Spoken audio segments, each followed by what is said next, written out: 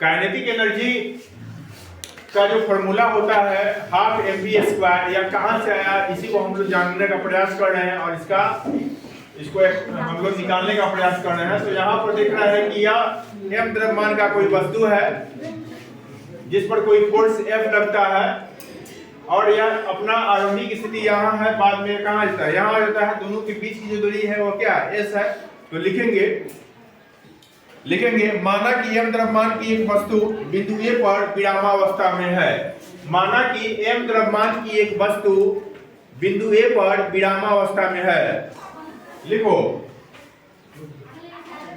ठीक है ना। उसके बाद लिखिए साथ ही माना कि वस्तु पर एक बल F आरोपित की जाती है। वस्तु पर एक बल F आरोपित की जाती है। उसके बाद जिसके फलस्वरूप वस्तु s दूरी तय करने के बाद बिंदु B पर पहुंचती है। जिसके फलस्वरूप वस्तु s दूरी तय करने के बाद बिंदु B पर पहुंचती है। बिंदु B पर पहुंचती है जहां उसका अंतिम वेग v हो जाता है। जहां उसका अंतिम वेग क्या हो जाता है, v हो जाता है। तो v बराबर 0 नहीं लिखेंगे, v बराबर क्या हो जाएगा, v हो जाएगा। इसका क्या है, अंतिम वेग है, प्रारंभिक वेग u है और u बराबर क्या है, 0 है। तो यहाँ पर लिखेंगे जिससे वस्तु में उत्पन्न त्वरण A उत्पन्न हो जाता है। अतः किया गया कार्य, तो हम लिखेंगे यहाँ पर लिखेंगे अतः किया गया कार्य। तो हम सीखे हैं किया गया कार्य जो होता है ये क्या होता है, W होता है। W बराबर क्या होता है, F होता है। W बराबर क्या होता है, F इंटू S। W बराबर क्या होता है, F इंटू S होता है।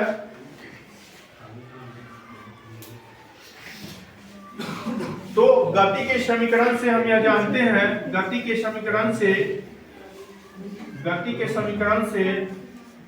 हम यह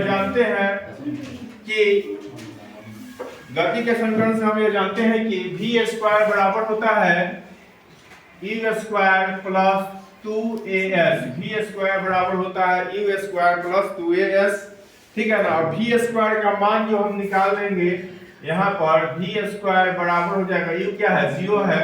तो 0 प्लस 2as, 0 प्लस क्या हो जाएगा 2as। तो s का जो मान निकल करके आएगा यहाँ पर, s का जो मान निकल के आएगा ये आएगा v² 2a।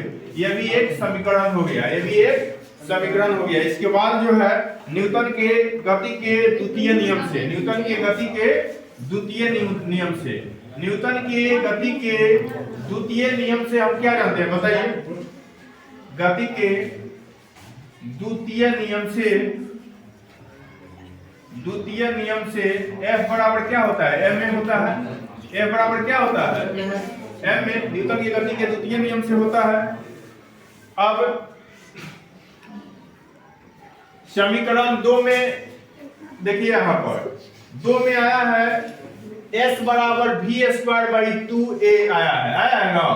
और यहाँ पर न्यूटन का गति का द्वितीय नियम है F बराबर m में। और जो पहला हम लोग सीखे हैं W बराबर F इंटू S, ठीक है ना। तो F की जगह पर ये मान रखेंगे m में और S की जगह पर ये रखेंगे ना। तो लिखेंगे समीकरण 2 तथा समीकरण 3 का मान समीकरण 1 में रखने पर समीकरण 2 तथा 3 का मान समीकरण 1 में रखने पर, समीकरण 1 में रखने पर अब देखिए क्या करना है। 2 और 3 का जो मान है वो समीकरण 1 में रखेंगे। तो एक जो समीकरण है वह है W बराबर F इंटू S। W बराबर है F इंटू S। तो देखिए F के जगह पर हमको क्या रखना है, M में रखना है और S की जगह पर क्या रखना है, v² 2a रखना है। A से ये क्या हो जाएगा, कैंसिल हो जाएगा। A से ये क्या हो जाएगा, कैंसिल हो जाएगा कि नहीं हो जाएगा। तो W बराबर आएगा आपको, देखिएगा M है यहाँ V है ना। तो W बराबर आ जाएगा आपको 1/2 बाहर निकाल लेंगे, ये जो है m इंटू v²। W बराबर क्या आ गया, m इंटू v² आ गया, हाफ mv²। इस तरह किया गया कार्य गतिज ऊर्जा के बराबर होती है। और यह गतिज ऊर्जा देखिए इस तरह किया गया जो कार्य है यह क्या है, गतिज ऊर्जा के बराबर है, क्योंकि हम देखे हैं कि कोई m द्रव्यमान की वस्तु है जो आरंभ में कहां है, विरामावस्था में है, इसलिए u बराबर 0 लिखे हैं। उसके बाद यह s दूरी तय करने के बाद कहां चल जाता है, v, इसका जो अंतिम वेग है वो क्या है, v है। तो ये हम यहाँ पर इसलिए लिखे हैं न्यूटन के द्वितीय गति से a बराबर m में, जब इसको हम यहाँ रखे हैं तो यहाँ पर जो वर्क निकाल रहे हैं, यानी इसका जो हम लोग किया गया कार्य निकाल रहे हैं वह F × S से निकाल रहे हैं।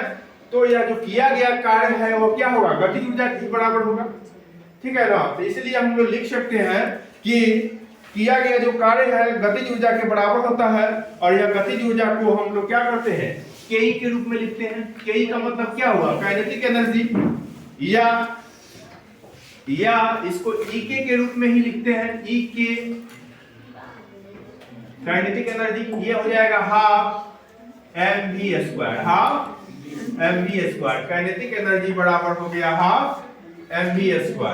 तो हम यहाँ यह समझे कि काइनेटिक एनर्जी का मान किस तरह से निकाले हैं। अभी तक हम लोग इसका फॉर्मूला ही जानते आ रहे थे, लेकिन इसका जो मान आता है एक्सप्रेशन फॉर काइनेटिक एनर्जी, यह किस रूप में निकालते हैं, तो यहाँ आप लोग अच्छा से समझ पा रहे होंगे। तो इसको एक बार लिखिए,